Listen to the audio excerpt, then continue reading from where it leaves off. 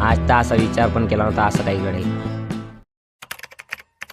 आता आम्ही ओंकारेश्वरमध्ये पोहोचून गेलेलो आहे आणि तुम्ही इथं बघू शकता खूप चांगलं असं वातावरण आहे. ओंकारेश्वर हे 12 ज्योतिर्लिंगापैकी एक आहे आणि इथं भरपूर गर्दी असते, तुम्ही बघू शकता.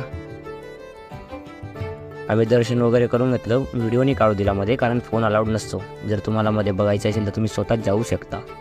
मग दर्शन वगैरे करून आम्ही जेवायला निघून गेलो आणि ज्या ठिकाणी आम्ही गेलो होतो ना त्या ठिकाणी असे फ्लॉगर लावले होते, जे आपल्या इथं गोठ्यामध्ये म्हशीसाठी लावतात.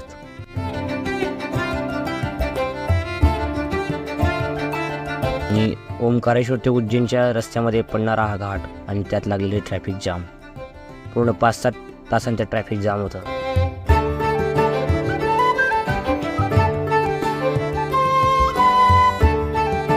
जसं तसं त्यातून निघालो, पण आमची दुसरी गाडी तिथे खराब होऊन गेली.